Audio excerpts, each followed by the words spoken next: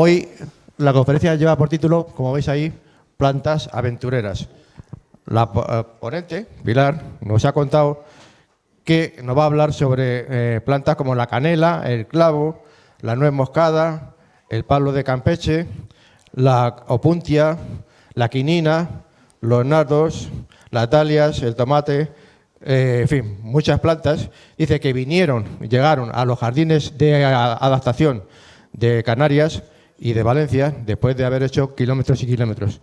Ella lo va a explicar de forma que vamos a quedar enamorados de la canela, del clavo y demás.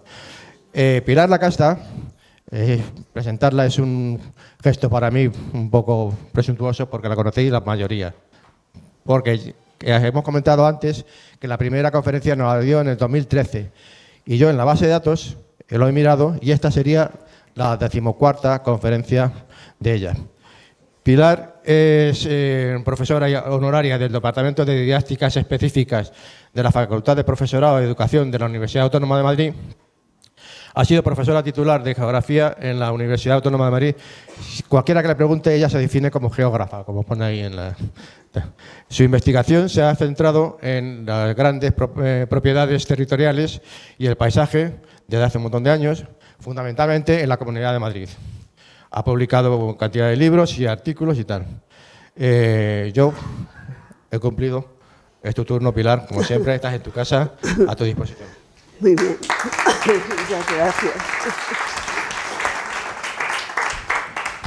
¿Esto ya me funciona? Sí. Pues buenas tardes, como siempre, muy agradecida y muy encantada de estar aquí. Y espero que no defraudarles porque voy a hablar un poquito del clavo y un poquito de la canela, pero lo demás va a ser muy diferente. De hecho, a mí siempre me cuesta mucho poner un título y como el año pasado estuve hablando de las plantas invasoras, pues pensé que este era un buen título para continuar con un tema de plantas, ¿no? Que sé que es lo que les interesa. Y lo que pasa es que haciendo este tema, que yo lo había incorporado a un curso que daba en la Autónoma, pues encontré más cosas. Encontré que las plantas aventureras, no solamente ellas eran aventureras, sino que provocaban aventuras y muchos tipos de aventuras, sobre todo unas aventuras intelectuales y muy interesantes. Y entonces pues yo he ido derivando entre las plantas, los receptores de las plantas, que son esos jardines botánicos y los pre-botánicos, y bueno, encontré, esta foto está hecha en Madeira y justo pues dije, esto está muy bien, una planta que ha venido de lejos, enfrentándose al Atlántico, de donde ella vino, y que ahora la tenemos aquí, ¿no?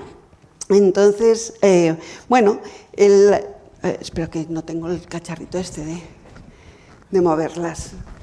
Bueno, entonces esto va a ser un poco variadito y no solamente voy a hablar de plantas, no me acuerdo. Para moverla, esta. Muy bien. Pero es verdad que quería empezar por aquí, ¿no? Por aludir a estos comestibles, por ejemplo, en este caso, que son tan habituales en nuestra mesa y que, sin embargo, para llegar hasta nosotros han tenido que pasar grandes aventuras. Para empezar, unos viajes increíbles, viajes complejos y largos, para seguir, pues, pasar por distintas cribas para saber si son tóxicas o no. Por ejemplo, en este caso, tanto la berenjena como el tomate estaban en ese rango. Y luego, pues, adaptarse al paladar de los lugares donde llegaban, que no era fácil tampoco y han tardado su tiempo. En este bodegón de Meléndez, maravilloso, hay cebollas, hay berenjenas y hay tomates. Las cebollas, el Allium cepa, es una planta que procede de Asia Central, que llega a España y que de España va a América. Y la berenjena es una solanum. Los solanus ya veremos que tienen esa característica de que puedan ser venenosas y procede de Asia, llega de India, de China, viene también a España y de España va a América, así que un largo viaje, un largo recorrido. Les voy a poner aquí una cita muy bonita que me gustaba a mí mucho leyendo a Stefan Zweig, su libro sobre Magallanes, y tiene esta cita. Dice: el jengibre, la canela, la quina y el alcanfor se pesaban en balanza de orfebre o de boticario, tomando la precaución de cerrar puertas y ventanas, no fuera que una corriente de aire aventara ni siquiera una dracma del polvo precioso. Es que es precioso, no me digáis. Más caras que las piedras preciosas. Bueno, pues su llegada no se recibe muy bien al principio. Cuando los primeros exploradores traen el tomate, le dedican estas palabras. Dice: hay unos frutos llamados tomotol, porque son redondos, están encerrados en una membrana, son de naturaleza seca y fría, luego veremos qué es esto, en primer grado, y participan de alguna acidez. No se sabe muy bien, el tomate se criaba silvestre desde Ecuador hasta las Galápagos, no se sabe dónde se domestica, pero se sabe que los aztecas lo estaban consumiendo desde hace 700 años antes de Cristo. Sin embargo, cuando llegan aquí, tanto la patata, que es otro solanum, berenjenas, tomates, patatas son solanum. El solanum es un género que tiene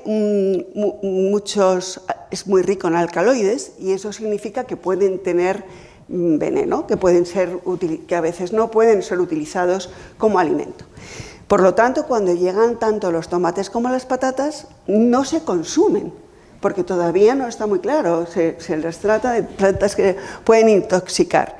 Se tarda bastante tiempo, el tomate hasta finales del siglo XVII no se consume, y la patata hasta finales del siglo XVIII, luego palió hambrunas impresionantes, como ya saben. Pero tuvieron que pasar por esta criba, no fue tan fácil. Bueno, pues todas estas plantas que iban llegando, llegaban a unos receptáculos que eran jardines. Los jardines botánicos, botánicos y prebotánicos. Y estos jardines tenían una función muy importante, una función que en algún momento de su historia parece que se perdía, ese objetivo fundamental de un jardín botánico, y se dedicaba a otras cosas. Por ejemplo, a intentar que fuera mucha gente con un espectáculo grandioso de luz y sonido. A mí me resultó, yo he quitado de aquí muchas diapositivas porque tenía que quitar muchas cosas, porque era una conferencia que duraba 300 horas. Pero había textos que eran impresionantes, ¿no?, para atraer a la gente lo que se decía. Por ejemplo, este era uno de ellos. Naturaleza encendida es una oportunidad única para vivir una brillante experiencia inmersiva en un entorno natural.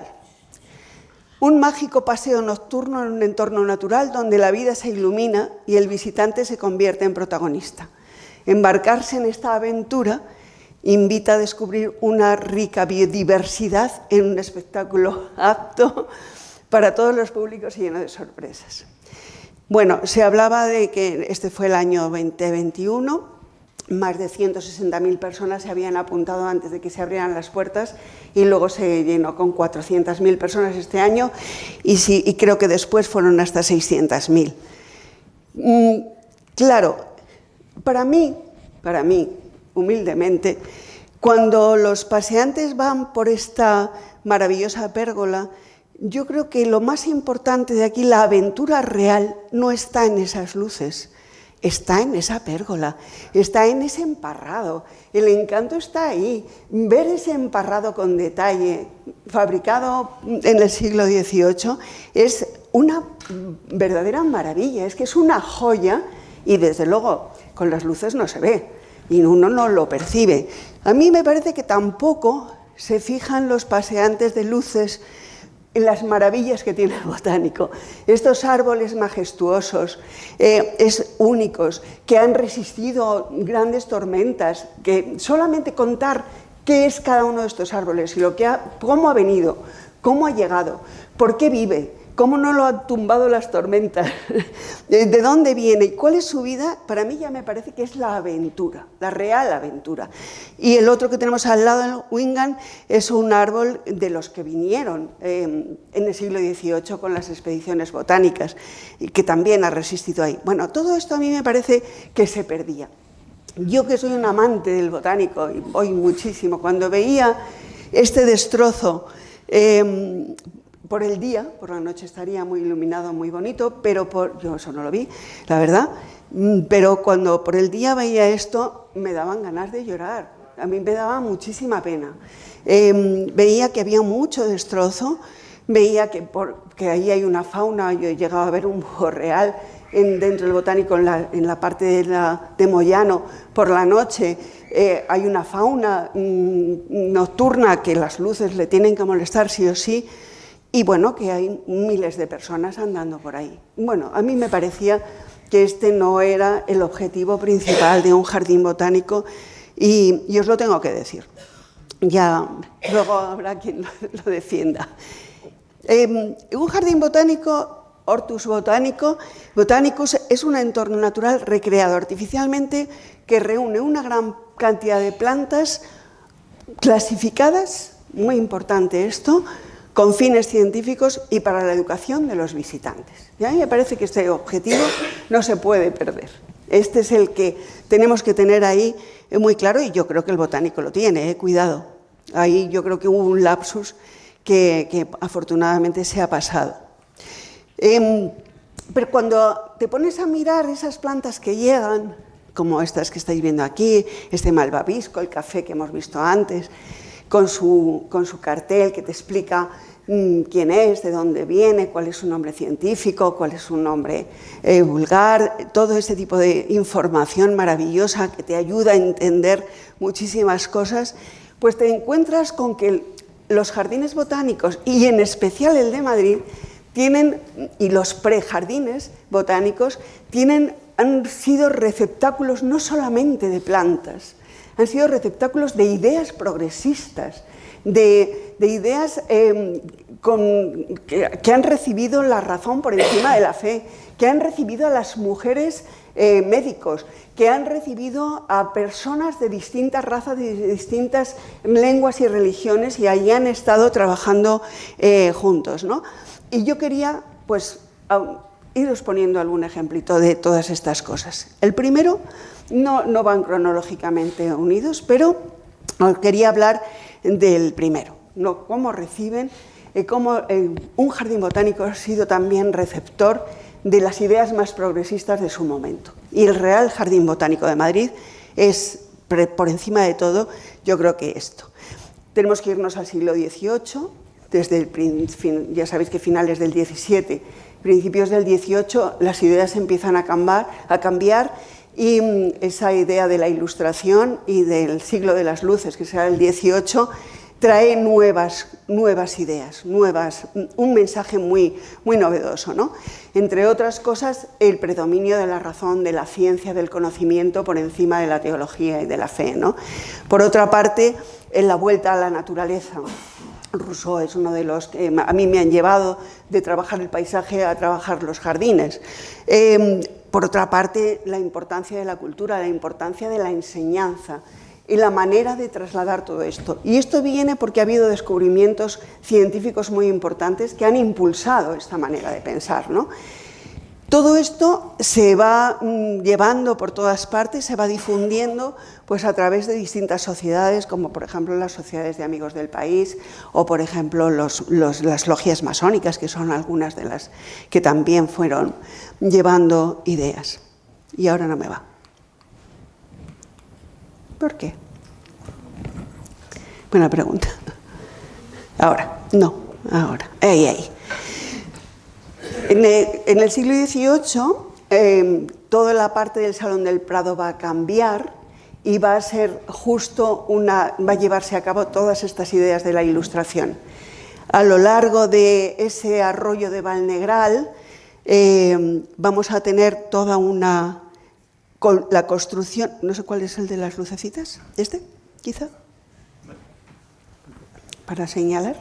Ah, perfecto, muchas gracias. Teníamos que haber ensayado, ¿eh? Bueno, el arroyo de Valnegral, que es por donde transcurre el Paseo del Prado, pues a lo largo de de ese paseo, de ese salón, se van a construir toda una serie de edificios dedicados a las ciencias. El Real Gabinete de Ciencias Naturales, que ahora es el Museo del Prado, el Real Jardín Botánico, gracias. Y el Observatorio Astronómico como ejemplos, ¿no? Porque hay más cosas. A partir de este momento, toda esa zona se va a convertir en una zona donde el Jardín Botánico tiene un papel muy, muy importante. Este Real Jardín Botánico, que empieza con un proyecto de Sabatini, que es el que, fijaros cómo es el plano, porque es muy interesante ver cómo hace un plano. El Jardín Botánico era más grande de lo que es ahora, cómo Sabatini va a organizar desde la bajada que hay desde Alfonso XII hasta el Salón del Prado, que es un descenso de unos 20 metros de desnivel, pues va a organizar toda la red de riego, toda la ingeniería hidráulica, va a hacer los aterrazamientos y va a hacer los cuadros. El jardín se va a componer de 3 terrazas con cuadros que van disminuyendo a medida que llegamos arriba. Fíjense un poquito que esos cuadros de arriba ya no están, porque eso lo cambió Isabel II. Y luego veremos, hizo un jardín paisajista ahí. Sobre esa base, Villanueva va a hacer un jardín va a hacer un nuevo proyecto más acorde con la función didáctica y científica que tenía este jardín. Y yo, siguiendo a Carmen Añón, que escribe un libro interesantísimo sobre el plano del jardín botánico, pues miren, desde Alfonso XII, que hay unos 645 metros de altitud, al Paseo del Prado, donde está en ese momento la puerta de entrada, que es la Puerta del Rey, todavía no está la Puerta de Murillo, esta es la puerta de entrada, hay unos 20 metros de desnivel y se organiza, Villanueva organiza la cátedra de enseñanza aquí arriba, en lo más alto, y pone 2 fuentes, y en esas 2 fuentes, con la cátedra, se forma un triángulo. No sé si se me oye, esto se me va. ¿Se me oye bien? Un triángulo. Ese triángulo tiene un significado, es el símbolo de la ciencia, es el símbolo del conocimiento, es el símbolo de la razón, es la Trinidad, es el equilibrio, es absolutamente todo, la perfección, la armonía, etc. Es simbólico a más no poder. Pero es que además, a ver si esto me lío, además está colocado en el plano superior, ¿eh? Eso tiene otro, el significado de llevarlo a lo más alto. Para llegar allí, arriba, desde la Puerta del Rey, Villanueva lo soluciona ese desnivel con una serie de escalinatas que van subiendo hasta la cátedra. Primero los invernaderos, luego la cátedra. Una ascensión que también supone, desde un punto de vista sobre todo masónico, una iniciación. Es decir, yo voy avanzando hacia el conocimiento, hacia la sabiduría, y ese paso que voy haciendo me va dando la posibilidad de llegar a esa sabiduría, ¿no? De manera que esa cátedra está significando precisamente todo eso, ¿no? La razón, el conocimiento, la sabiduría, todo eso por encima de la fe, de la teología.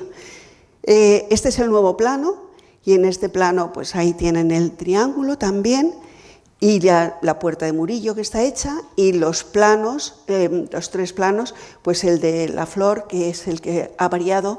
Han visto que ha cambiado todo el trazado, porque Isabel II quiso hacer ahí pues un jardín paisajista.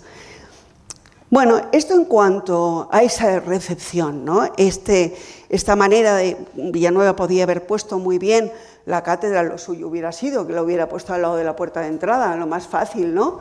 Pero realmente ahí confluye toda la idea que se quería dar sobre. Bueno, a mí me parece extraordinaria esta visión.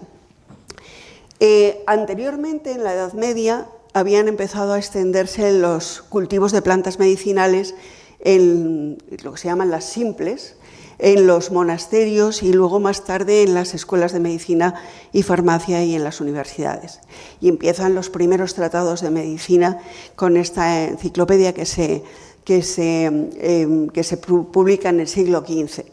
Bueno, pues dentro de un mundo medieval, alto medieval, desde el siglo IX, resulta que hay una escuela de medicina, no una universidad todavía, una escuela de medicina que se funda en Salerno y que es importantísima porque en esa escuela de medicina van a confluir la sabiduría y el conocimiento de Oriente y de Occidente.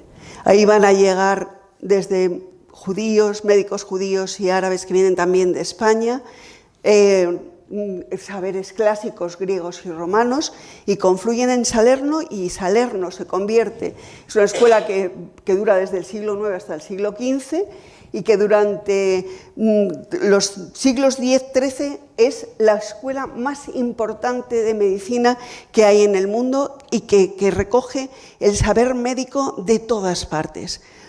En esta escuela de medicina, que confluyen todos estos saberes, claro, la experimentación, la experiencia y la práctica son elementales, son fundamentales, ahí está todo el mundo trabajando junto.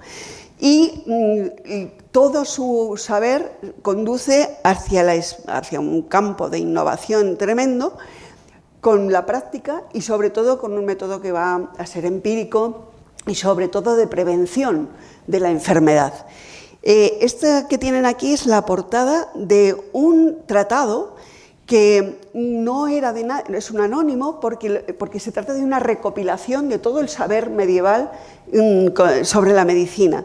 Y es muy interesante porque, bueno, está comentado por un gran médico y alquimista catalán, que es Arnau de Vilanova, y en este tratado, que se publica en 1480, pues hay todas las normas sobre higiene, sobre nutrición, sobre hierbas medicinales, etc. Y lo más interesante de este tratado es que, aparte de curar enfermedades, de dar normas para hierbas y soluciones para enfermedades concretas, rompe con todo lo que se venía tratando por la Iglesia. La mortificación de la carne, la mortificación del espíritu, el no gozar de la vida, pues todo lo contrario. Vamos a utilizar para tener una salud mejor todo lo que nos deleita en la vida, todo lo que nos es grato, todo lo que es mejor. Vamos a disfrutar de lo que la naturaleza nos ofrece y vamos a tratar con esto de mejorar nuestra salud. Un cambio, como podéis ver, radical. La escuela salernitana, con esta escuela, la medicina sale de los monasterios y empieza y cambia completamente, porque la Iglesia, sabéis que tenía como norma que la enfermedad era un castigo divino y por lo tanto ahí te las apañes porque no haber hecho algo mal, ¿no? Aquí toda la idea es prevenir que haya una salud que no necesite luego curas, ¿no?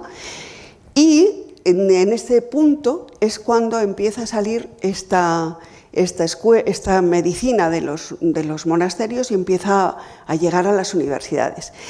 Este cuadro que tienen aquí es justo el momento. Hay una leyenda, se hace tan importante esta escuela que empieza a haber una leyenda con el duque de Normandía y su esposa, y esta es la escuela salernitana, que mirad en este precioso cuadro cómo aparece. Él viene de la primera cruzada, viene de Tierra Santa, viene herido con una flecha envenenada, y la escuela salernitana dice: esto se puede curar si se chupa el veneno.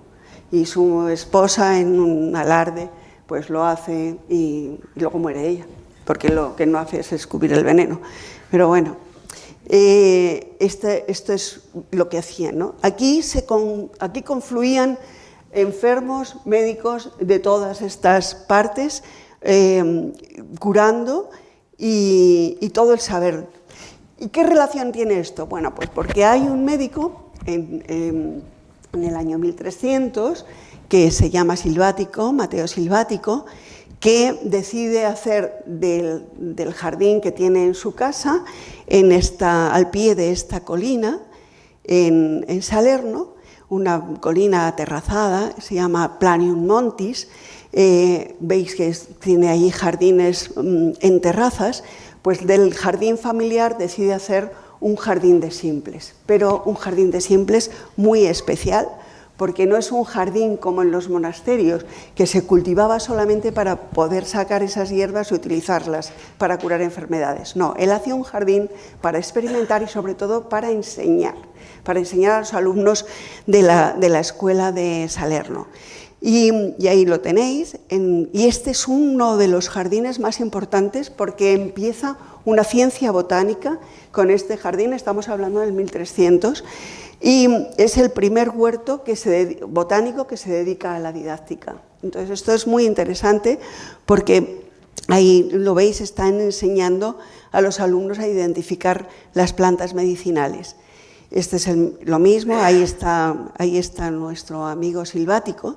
Y Silvático hace una obra que también tiene mucho interés porque es una obra que describe las plantas, describe cómo las nombra cada uno de los anteriores, por ejemplo, Galeno o Avicena, o todos los que han hablado de esa planta, pero deja de lado todo lo que tenga que ver con esa especie de supersticiones que había en otros tratados.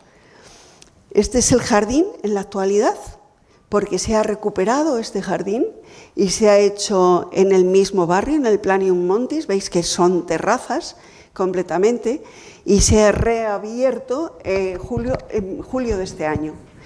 Ha estado unos años y se ha recuperado todo este jardín. Y esta es la zona, esta es la foto aérea de Google, donde veis la colina, esa que tenía tan escarpada que venía en la pintura que os he puesto, pues esta colina con su castillo aquí arriba y luego las terrazas de la ladera de la colina y ahí está el Giardino de la Minerva, que es el que se ha recuperado. Y este jardín, que ahí lo tenéis, es muy interesante porque está organizado, su trazado está hecho, sobre todo en la primera terraza, está hecho para que tenga, para que siga la normativa de lo que era la doctrina hipocrática de los 4 humores, que supongo que sabéis un poco qué es esto, pero por si acaso os lo pongo aquí.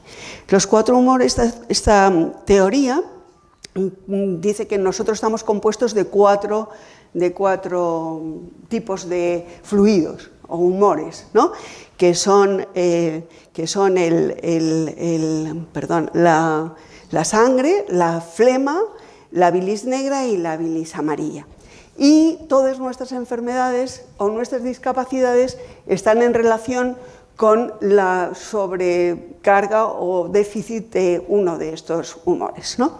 Esta era la manera de pensar de Hipócrates, que luego sigue también Galeno, etc.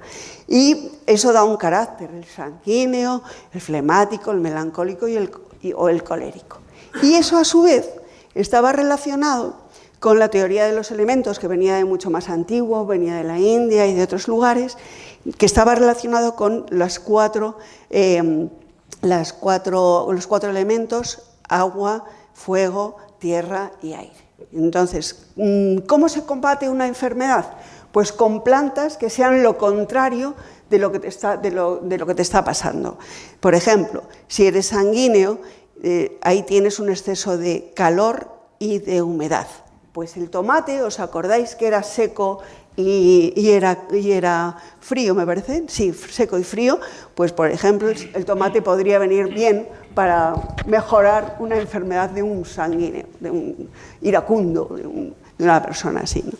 Esto es un tipo de medicina que se llama holística o alopática, porque lo que hace es utilizar la medicina contraria a los efectos que tienes. Esta es la entrada de ese jardín, que luego fue comprado, esa finca comprada muchas veces, y en el siglo XVII y XVIII tuvo unas edificaciones interesantes y conservan algunas, y esta es la entrada de este jardín de Salerno.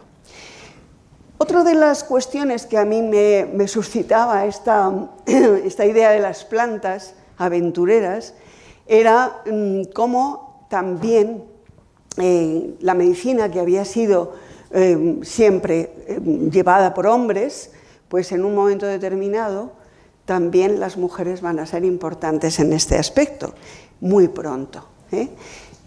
Pensad que la escuela de Salerno empieza en el siglo IX. Entonces, pensad lo que hay en la Alta Edad Media cuando las mujeres curaban, consideradas muchas veces brujas. ¿Por qué? Pues porque ellas eran médicos, nadie se lo reconocía, pero lo eran porque eran las que curaban. Eran las que sabían de plantas, eran las que cultivaban estas plantas, eran las que se contaban los secretos de estas plantas y eran las que sabían utilizar el veneno de esas plantas. Muchas de estas plantas que utilizaban eran plantas que tenían elementos psicotrópicos y que, por lo tanto, había que tener mucho cuidado con ellas, ¿no? Os pongo el beleño y os pongo la bruja montada en la escoba porque tienen mucha relación. El beleño es una de estas plantas, se consideraba en la Edad Media la hierba de las brujas, porque cuando se inhalaba el humo de quemar las semillas o se utilizaba un ungüento en la piel o por vía vaginal, eso hacía que tuviera un efecto de creer que estabas volando. Entonces, esta idea de la bruja montada en la escoba viene de la utilización de algunas de estas plantas. Bueno, pues estas mujeres que eran perseguidas por conocer, por saber y por poder curar, en la escuela de Salerno no. Era el único lugar en el mundo en este momento, estamos hablando del siglo IX, donde las mujeres tenían un papel de profesoras, de doctoras y de alumnas al mismo nivel que los hombres de la escuela de Salerno. El único lugar en toda Europa. Ellas profesaban la medicina como una profesión y sus colegas contemporáneos estaban a la misma altura. Entre ellas figura una muy especial, porque es la primera mujer médica que se reconoce en la historia. Se llama Trótula de Ruggiero. Yo me he leído una tesis en italiano sobre ella porque me ha fascinado, os diré. Y es una mujer interesantísima que nace en 1050 y muere en 1097. Tiene una faceta muy distinta a otras mujeres que también ejercían y sabían de plantas, pero que estas mujeres, como había una tal Hildegarda en Alemania, metida en un monasterio, conocéis, fantástica, una mujer maravillosa, pero una monja encerrada. Esta era una mujer casada, con hijos, su marido médico, trabajaban en la escuela salernitana, es otra historia. Y además, ella, lo mismo, Hildegarda escribe muchos textos, pero sobre religión, sobre música, que era una gran música, pero Trótula no, Trótula escribe sobre medicina y escribe sobre cosmética, que es otro tema muy interesante. Es una mujer que trabaja fundamentalmente para mujeres y que fue capaz de llevar temas como la obstetricia o incluso la puericultura y la ginecología a tratados médicos, es decir, a la consideración de una disciplina médica. Y es una mujer que trabaja el tema de la infertilidad y que llega a la conclusión, en contra de lo que se pensaba hasta ese momento, que si no había hijos es que la mujer tenía un problema, y ella llega a la conclusión de que, bueno, el problema puede ser de la mujer, pero también del hombre, no especialmente, ¿no? Es decir, avanzada en su tiempo, cultísima, muy interesante y muy considerada, desde luego. De las obras que se le adjudican, no se sabe si todas son suyas, hay dos que yo quiero resaltar, una porque trata de medicina, que es la Trótula Major, o de Mulierum Passionibus ante in postpartum, y el Ornato Mulierum, que es el Trótula Minor, que trata de cosmética. Y es muy interesante porque Trótula cree que la cosmética no es ninguna banalidad, que cuando se está bien, la piel está estupenda, el cabello no se cae, el aliento no huele, todo está perfecto y que eso hay que cuidarlo, y ella tiene un tratado ahí de cosmética espectacular. Pintarse las uñas, arreglarse los labios, Todo esto se había hecho, sabemos de las egipcias, sabemos de las romanas, pero ninguna mujer había escrito un tratado sobre esto. Esto es nuevo. También en el cuerpo, la misma historia. Los baños, los masajes. Tenéis por ahí alguien que os requiere con fervor. Y bien, ya se ha cansado. Pues pensad que ahí hay una influencia árabe muy importante, ¿no? Y para Trótula todo esto era salud mental, realmente. Aquí os voy a poner una cita porque me gusta, no porque tenga que ver, pero tiene su... Bueno, tiene que ver, sí, claro.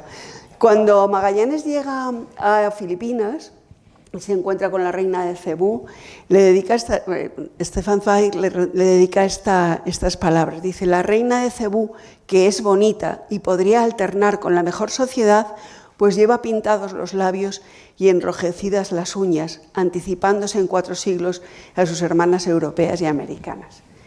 Ya se pintaban ahí en Filipinas. Y por último, ya para meternos con las plantas, claro, los jardines botánicos, lo otro eran pre-botánicos. Los jardines botánicos han sido los receptores de nuevas plantas llegadas desde lejos.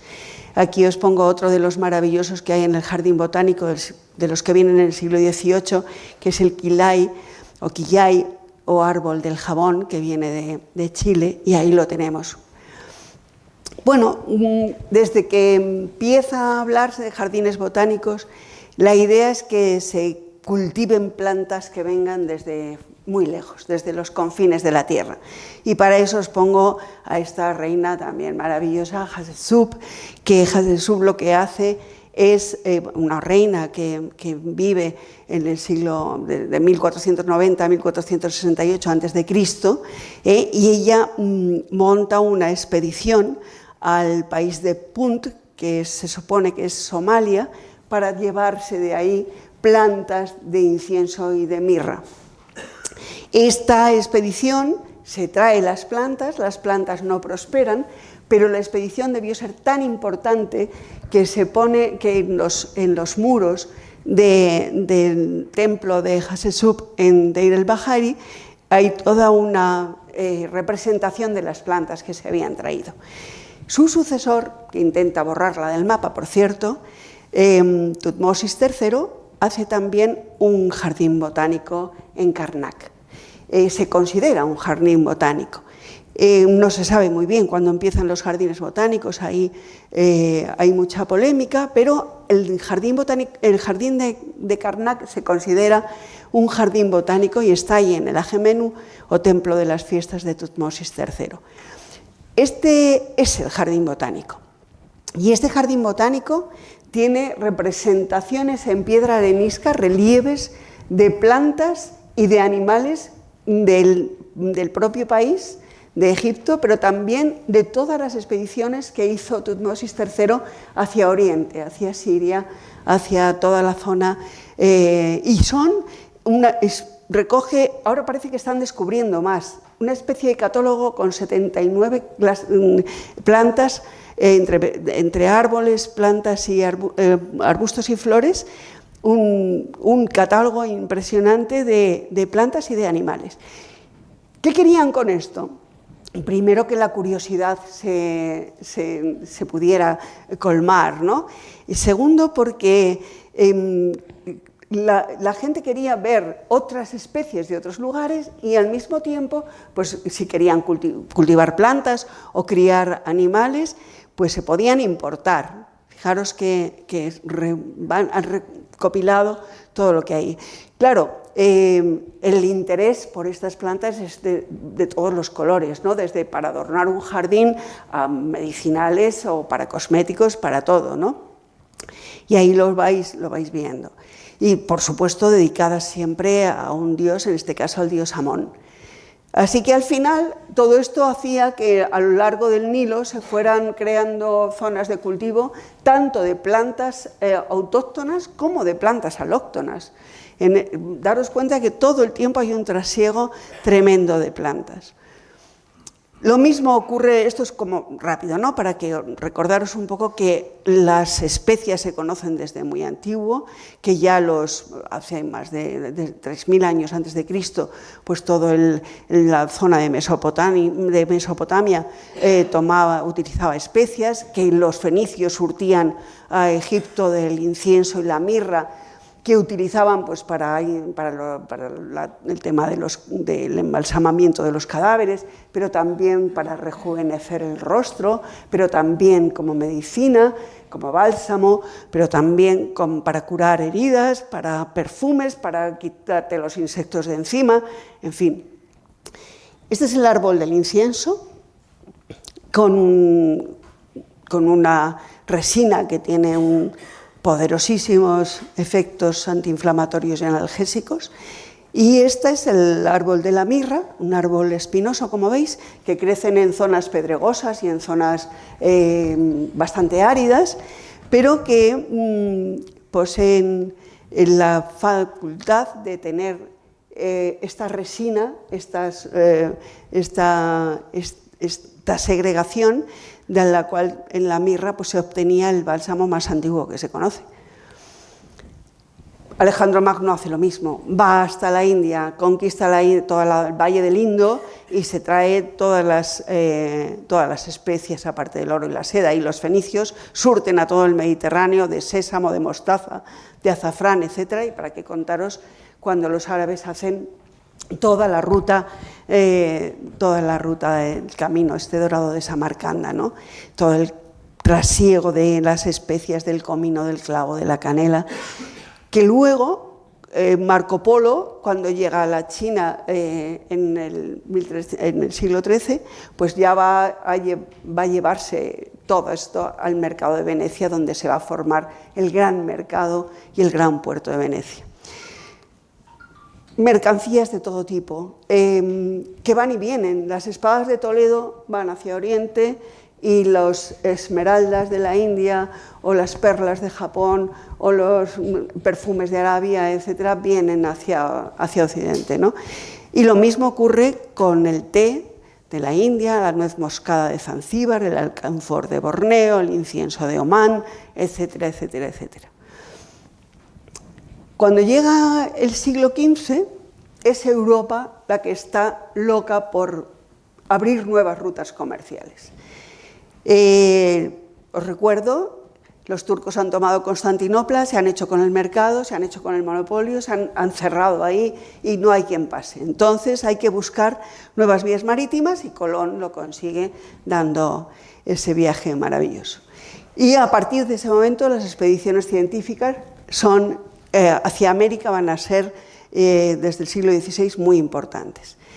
Tenemos ahí un problemilla, y es que Portugal también, España quiere, pero Portugal también, y entonces hacen entre los dos un tratado, ya sabéis, de repartirse ese mundo todavía muy desconocido, como se ve en este mapa, faltan muchas cosas por saber, y se firma ese tratado de Tordesillas, porque Vasco de Gama también, Portugal no tenía nada que hacer en el Mediterráneo, volcada toda hacia el Atlántico, pues habrá que tirarse al mar, como sea, y al final consigue Vasco de Gama dar la vuelta a África, cosa muy difícil, y llegar hasta a la India primero y a la maravillosa zona donde por fin se sabe, porque los árabes lo tenían muy oculto, de donde salen las especias más importantes. Pero esta zona, ¿de quién es? Según el Tratado de Tordesillas, pues depende de los cosmógrafos. El cosmógrafo español se lleva por aquí y dice, son mías. El cosmógrafo portugués dice, no, perdona, son mías. Entonces, no hay manera de que eso se sepa de quién es. Y el Tratado de Zaragoza, que lo parte por la mitad, pues todavía sigue manteniendo, también al otro lado, problemas para ver de quién es esa zona productora, de lo que más todo el mundo quiere, ¿no? Y una de esas especies es el clavo, efectivamente. ¿Y qué es el clavo? Pues el clavo es esto, los botoncitos de las flores del árbol, Cichitium aromaticum. Este es el clavo. Y este clavo era el producto estrella Era de todas las especias exóticas, más que la pimienta negra, más que el jengibre, más que la canela, este tenía el valor de las piedras preciosas. Pero el clavo solo se producía en unas montañitas de unas pequeñitas islas ahí en medio del Pacífico. Ahí, en Ternate, en Tidore, en Mati, en Maquián y en Bacán. Son las 5 islas que producen clavo. Hay que ir a por él. Pues vamos a por él. Magallanes, Elcano, se ponen ahí, bueno, ya sabéis, ¿no? No os lo voy a contar porque lo sabéis. Cómo salen finalmente, van a la búsqueda de estas especies.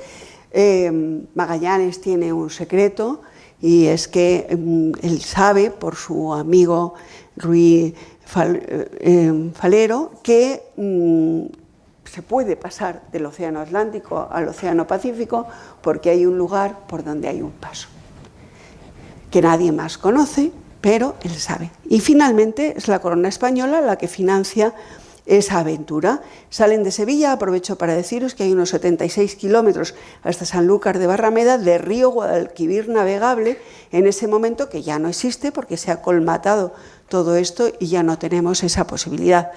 Entonces, en este momento sí, y se van, en 1519, pues salen 5 naves hacia la búsqueda de las especies y hacen un recorrido que no en ningún momento pudieron pensar que iban a dar la vuelta al mundo, pero que al final, pues eso es lo que pasó, ¿no? Pensad que Carlos I, que es el que financia toda esta aventura y el que va a traer estas plantas aventureras, tiene 19 años en ese momento, ¿eh? Es muy joven y es el que va a financiar todo esto. Este es un atlas maravilloso, el atlas de Carlos V, en el que se ve cómo desde Sevilla se pasa por el estrecho de Magallanes, se viene hasta el otro lado del mundo, pero que luego la vuelta, ya veréis que no la pueden hacer dando otra vez toda la vuelta y van a pasar por territorio portugués. Por lo tanto, la aventura está organizada, ¿no?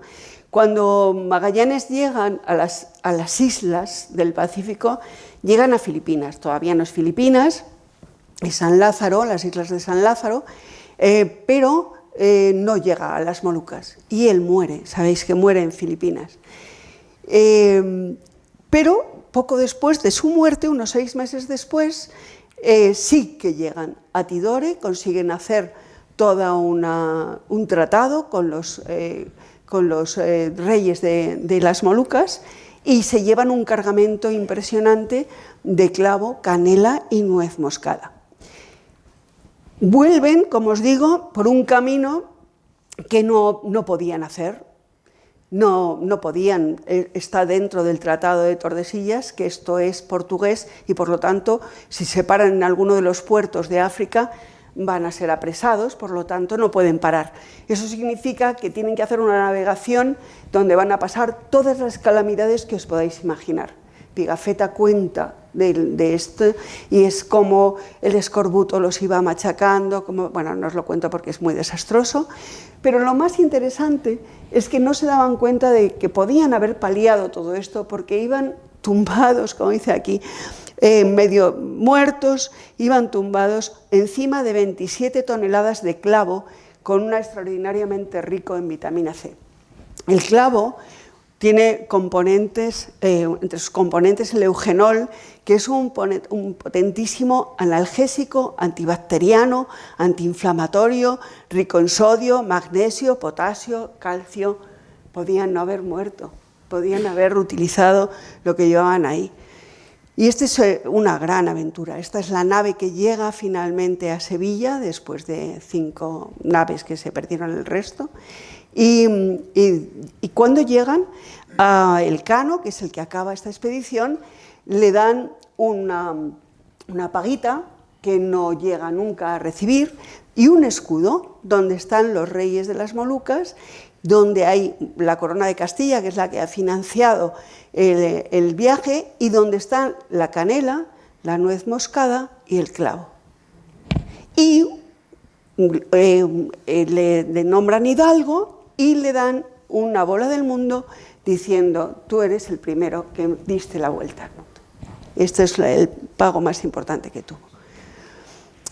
Lo más interesante de esto, la aventura para mí más interesante, aparte de traerse todas esas plantas que también tuvieron su aventura para llegar, es que, como dice este maravilloso libro que ha salido del Real Jardín Botánico, es que justo lo que consiguieron dándole esa vuelta al mundo es demostrar que la Tierra era redonda, demostrar que había humanos en todas las partes con distintas culturas, distintas razas, etcétera, pero que había un mismo género humano. Muy interesante. ¿Qué pasó con el Estrecho de Magallanes? Pues que nunca más se volvió a utilizar, porque era muy complicado, es muy peligroso. ¿Y qué pasó con las Islas Molucas?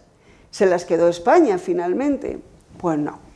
Cuando se casaron, esa doble boda de Carlos I con la hermana del rey de Portugal, Juan III, y la hermana del rey y el propio rey con la hermana de Carlos I, pues prácticamente les regalaron las islas porque fue un precio tirado y nos quedamos sin ellas. Así que después de tanto aventura, ni Magallanes, ni el Estrecho de Magallanes, ni las Islas Molucas han sido de España. Esta es otra planta muy interesante porque el jengibre ha sido muy viajera. Es una planta que ya utilizaba Galeno, los griegos, los médicos griegos, ya utilizaban los árabes con Avicena. La llevaban y la traían por todas partes y en España se quería traer, Felipe II la quería traer para curar a su hijo, a Carlos.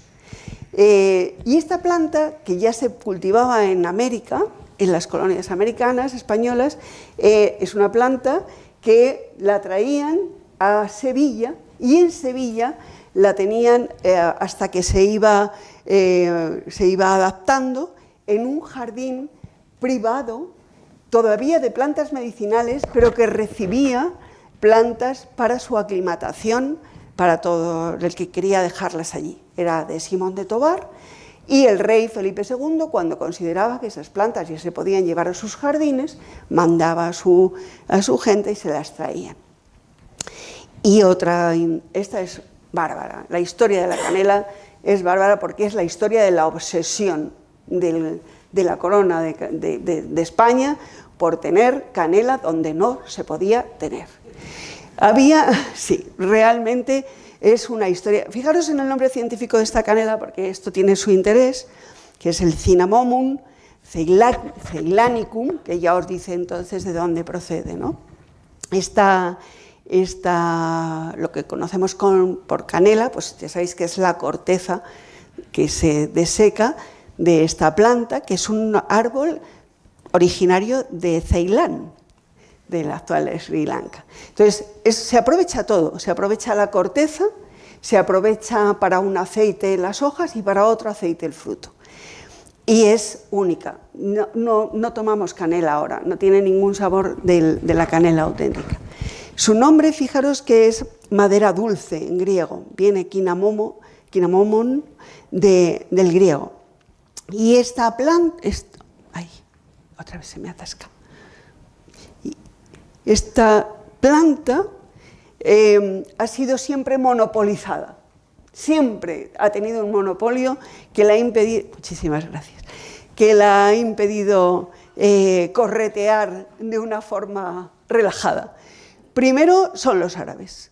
Cuando surtían al Imperio Romano y al griego, estaban calladitos sin decir de dónde salía esa especie maravillosa que todo el mundo quería. Cuando ya conquistan los venecianos, lo tienen monopolizado completamente y de ahí no sale una rama de canela que no sea a través de Venecia.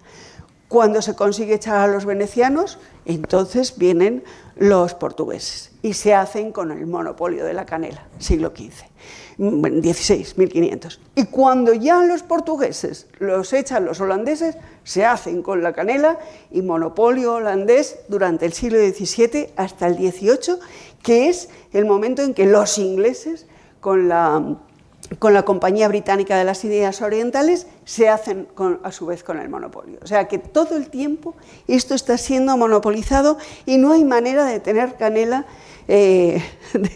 tuya, propia, sin que pases por ese monopolio. Pero España quiere tener su canela. ¿Y entonces qué hace? Pues intentarlo en América. Vamos a ver, nosotros tenemos América. ¿Por qué no podemos tener la canela americana? Tiene que haber canela en América. Y lo intentan, y lo intentan. Lo primero que lo intentan es con Gonzalo Pizarro. Gonzalo Pizarro está en Cuzco y se monta una expedición durísima, porque unos indios, ellos les explican un palo que tiene sabor, que da sabor a las comidas, ¿verdad? Pues sí, un árbol rojo, pues sí, hay por ahí por el Amazonas. Bueno, pues vale, vámonos al Amazonas. Y se hacen este recorrido. Cuando más o menos llegan a la zona donde tendría que haber canelos, hay un canelo aquí y otro allá, porque Gonzalo Pizarro no sabe que los bosques que tenemos donde él vive, que son un pinar, un encinar, es decir, son monoespecíficos, en la selva no es así, son muchas especies juntas. Y puede haber un canelo aquí y otro a unos cuantos miles de kilómetros. Es tan duro, se lleva tal desilusión que se hace muy desagradable, muy cruel. Bueno, lo que hace con los indios no os lo cuento porque es muy duro, pero realmente esto costó muchísimo dinero a la corona y no se consiguió nada. Más tarde, en el 1734, cuando hay una expedición que va por otra cosa, que no tiene nada que ver con la canela, pero la corona le dice, búscame canela, a Ulloa y a Jorge Juan, que iban a medir el meridiano, y hacen un informe favorable, dicen, sí, sí, hay canela. Pero entonces está el primer catedrático del Real Jardín Botánico, Casimiro Gómez Ortega, que dice, pero vamos a ver, esto ni es canela ni es nada. Yo os pongo ahí un texto suyo que es muy interesante, que dice, vamos a ver, esto puede ser de la misma especie, pero no tiene nada que ver con la canela de Ceilán, no se parece en nada, da un informe muy negativo, pero claro, ahí hay un negociazo. Allí lo que quiere hacer España es un estanco, es hacer un monopolio. ¿Y cómo le vas a quitar la ilusión? Pues bueno, pues va a tener que revisar un poco. Pensad que este señor es el gran promotor de esos grandes viajes, de muchas de las expediciones botánicas que se van a hacer en esta época. Y nada, no había manera. Siguen intentándolo. Después va a ir en el siglo XVIII Mutis, el gran botánico, el que va a hacer esos dibujos maravillosos de las plantas, y le dicen, vete a buscar canela. Y él dice, bueno, pues vamos a por ella. Y va y también, pues dice, pues aquí canela hay, vamos a intentarlo, canela hay. Pero esta canela no sirve para nada, no es buena, no es como la de Ceilán, no tiene nada que ver. Bueno, pero vamos a ver, que los ingleses en sus colonias de Guadalupe están intentando cultivar canela, no vamos a ser menos. Y Mutis dice, bueno, pues vale, pues vamos a intentarlo, vamos a cultivar canela. Cultivan canela y ahí no sale nada y finalmente, pues al fin, bueno, la canela que hay, el canelo de América es es el canelo del páramo, el Dreams Winteri, que no tiene nada que ver. Y que sí, que lo intentan, esta es la flor de la canela, lo intentan hasta que en 1790 pues ya se abandona este proyecto, ¿no? Y por finalizar ya, uno de los que más tuvieron que pelear, una de las plantas que más tuvieron que pelear para que nos gustase, y mira que nos gusta, fue el cacao. El cacao no tuvo ningún éxito hasta muy tarde. El cacao, ya Colón en su cuarto viaje trajo pepitas de cacao y nada. Y luego Hernán Cortés pues fue escribiendo al rey y parece que, bueno, probaron las habas de cacao, Carlos I, su familia, y ahí se quedó la cosa. Está considerado, fijaros el nombre, que es Theobroma, es alimento de los dioses, traído por los dioses, es un estimulante bárbaro y se utilizaban las pepitas como moneda, es decir, fantástico. Pues con unas propiedades increíbles, también médicas, de todo, ¿no? Pues no había manera. Cuando llega a Europa no tiene nada, no genera ningún entusiasmo. Tú tienes mano, yo no. Ahí, que vas para atrás y luego... Ah, mira. Bueno, fijaros, hay un jesuita en 1590, José Acosta, que dice, es un brebaje que producía asco y que sin embargo era muy apreciado en su lugar de origen. Bueno, realmente llega a España y no tiene mucho éxito, pero dicen, vamos a ver, ¿y si lo aderezamos un poco? ¿Qué le vamos a poner? Esta poción amarga, picante, le ponemos un poco de azúcar de caña, le ponemos un poco de pimienta, de clavo, de canela y a lo mejor va y nos gusta. Y sí, ahí empezó a ser tan interesante que ya sabéis que era también monopolizado su consumo por la Iglesia, por la corona y por la nobleza española. Luego ya y había una serie de utensilios, ya sabéis, para tomar el chocolate. La chocolatera con el palo molinillo, la jícara y la mancerina. Y en este bodegón las tenéis todas, y el agua. La jícara, que era un fruto, una especie de calabaza de este árbol, que se partía y se utilizaba para tomar el chocolate, y luego ya pues los españoles lo cogieron, pero le dieron otra forma, de porcelana, tal y cual. Y la mancerina era un instrumento, era un platito que se inventó Álvarez de Toledo, Pedro Álvarez de Toledo, que era el marqués de Mancera y el virrey de Perú, y se inventó este platito para poder tomar con más tranquilidad el chocolate, y ahí tenéis pues distintas mancerinas. Con este recurso era más cómodo. Bodegones con chocolate y con chocolateras tenemos un montón. Bueno, deciros que desde el principio el Real Jardín Botánico ha tenido un papel impresionante en la investigación y lo sigue teniendo. Todas las expediciones que se hicieron en el siglo XVIII salieron del Real Jardín Botánico, trajeron bulbos, trajeron semillas, trajeron plantas, trajeron dibujos, trajeron plantas de todo tipo, y de ahí, pues todo lo que tenemos, muchas de las cosas que tenemos de América vienen en este momento, bueno, y de otras partes del mundo. Y luego cumple con una función didáctica muy importante.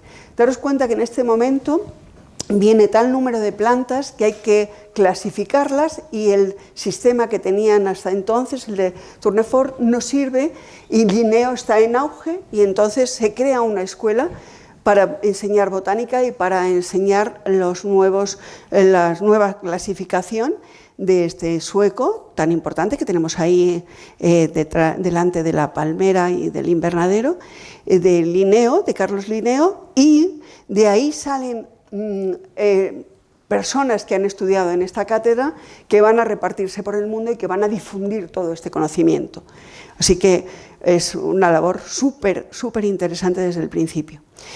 Y para finalizar, esto viene de América, las dalias, que cuando el botánico está en modo dalia es espectacular, espectacular. Vienen muchísimas plantas, algunas en su vida futura con más suerte que otras. Por ejemplo, la chumbera, que había venido, ya os lo conté el año pasado, y que había enriquecido a la corona española con la cochinilla, pues ahora está ahí, que no se sabe muy bien si meterla en el catálogo de las plantas invasoras o no, y otras como el ailanto, que os hablé el año pasado, que viene de China, que es así que ha caído en la desgracia más absoluta y está metido en el catálogo de especies invasoras, y desde luego no se le quieren ni ver cuando nos proporcionó seda y todo eso. Así que, bueno, cuando estábamos en modo tulipán en el Jardín Botánico es otra pasada, ¿eh? Pues aquí termina lo que os tenía que contar. Muchísimas gracias por escucharme. Gracias.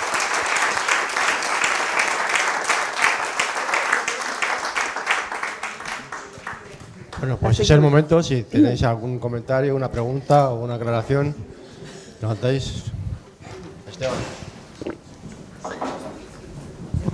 Muchísimas gracias, Pilar. No me asustes. No. Me ha encantado. La verdad es que el punto de vista que le has dado a la conferencia me ha gustado muchísimo. Ay, me alegro. Tiene un hilo muy interesante. Me ha gustado mucho, sobre todo que, aunque te alejas un poco de lo que es el jardín botánico en sí, te metes en otros aspectos de esas plantas viajeras que son francamente interesantes. Únicamente eran dos comentarios. El primero tiene que ver con la introducción tuya, en la que pones un jardín que se dedica solamente a hacer luces y sonidos y que esto quita y olvida los objetivos de ese jardín. No es así. No es así. Lo tomo como una colleja. Eso, lo tomo como una colleja, pero la verdad es que jamás el jardín botánico, al menos en el periodo último, y hablo del último siglo, ha dejado de hacer sus funciones y de perseguir sus objetivos. Incluso esos objetivos que tienen que ver con la formación y la sensibilización.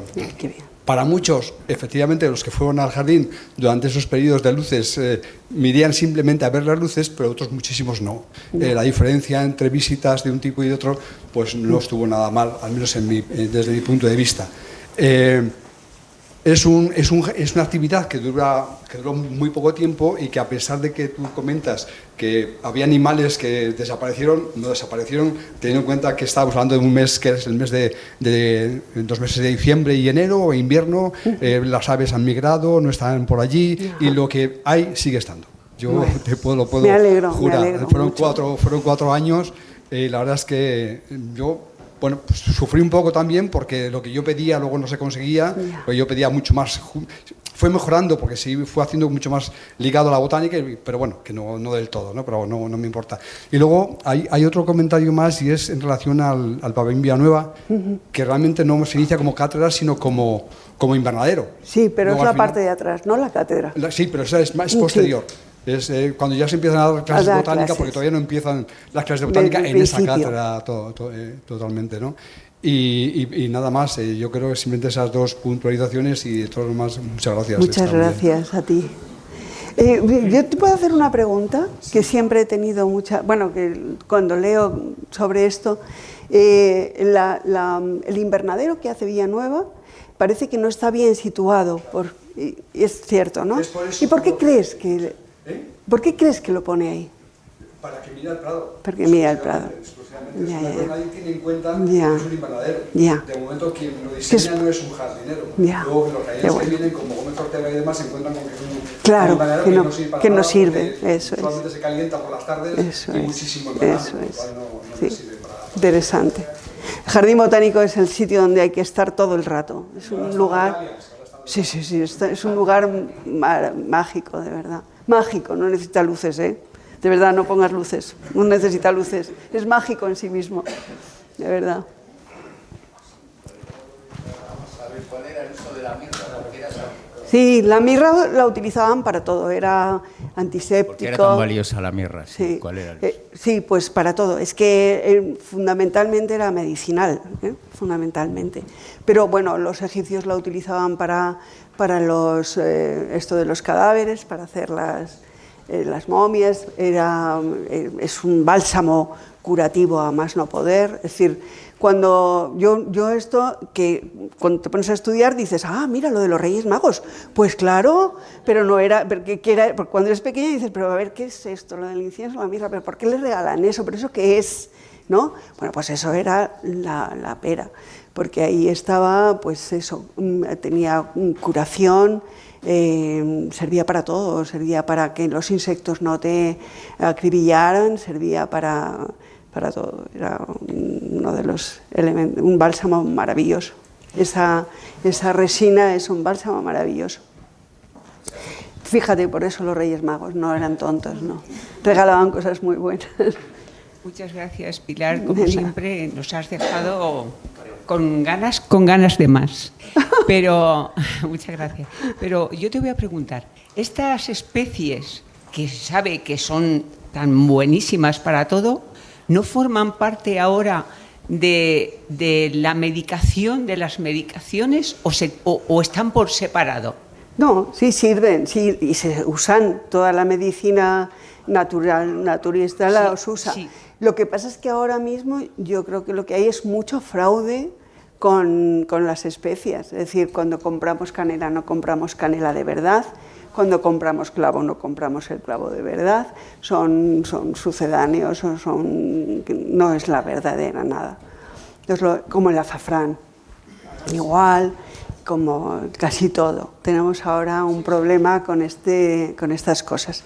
Entonces, claro, utilizarlo para medicina sin saber qué es lo que tiene realmente todos los elementos fundamentales para que te cure, pues eso hay que tener mucho cuidado, controlarlo mucho, claro. Pero sí, toda la medicina que sigue utilizando plantas como base, sí, la homeopatía, por ejemplo, utiliza plantas y utiliza especias, por supuesto. Bueno, si leéis alguno de los tratados médicos de estos, de cómo hacían los distintos ungüentos, porque, por ejemplo, no solamente las plantas, también los animales tienen algunos elementos de estos psicotrópicos, ¿no? Por ejemplo, el sapo, por eso las brujas, las mujeres que curaban, que las llamaban brujas, utilizaban sapos y los metían ahí en la olla, porque tiene también, es decir, hay una serie de ingredientes que se utilizan para curar, pero hay que tenerlos con muchísimo cuidado, claro. Sí. Hola, Pilar. Hola. Gracias por tu conferencia. Sí, ¿se tiene alguna noticia de cómo está afectando o cómo va a afectar el cambio climático a todas estas especies que conocemos? De eso nos puede hablar muy bien Ernesto. Sí, se sabe y se está viendo. Los jardineros son los que más saben de cómo está afectando. Se lo digan a los invernaderos, por ejemplo, del Retiro, que ya no utilizan las persianitas estas que tenían para cuidar de las plantas, porque ya no hace falta, no hay invierno, no hace frío. Y yo, todos los jardines que hemos estado visitando, pues por ejemplo con la Sociedad Geográfica estuvimos el año pasado en París viendo jardines, y todos los jardineros saben que el cambio climático, por ejemplo, estuvimos en el jardín de Monet, y la glicinia que plantó Monet tienen que regarla en invierno para que no se hiele, y al revés, plantas que necesitan que hiele pues no está helando y cosas así, ¿no? Porque llega a destiempo, hiela mal, y para este tipo de plantas igual, es que los jardineros de eso saben muchísimo, están adaptando todos los jardines absolutamente, y en el Real Jardín Botánico, ¿verdad? Sabéis mucho de eso. Estáis trabajando en investigación sobre esto, ¿verdad?